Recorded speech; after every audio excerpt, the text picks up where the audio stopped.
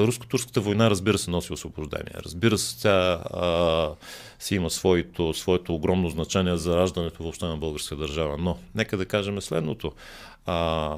Преди освобождението правим се такива опити да се преброят. Мисля, че около 289 по-богати предприемачески фамилии имаме. След освобождението от тях оцеляват 82. Другите фалират по време на войната. Защото ако ти е пратена стоката, ти си в Свищов, а пък стоката ти е в Цариград и започне война и не можеш да си направиш плащанията, просто заминаваш.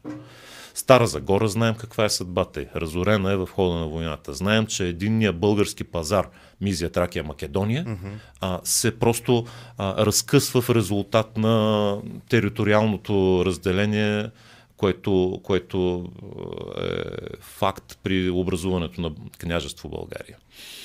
От тази гледна точка освобождението си има своята цена.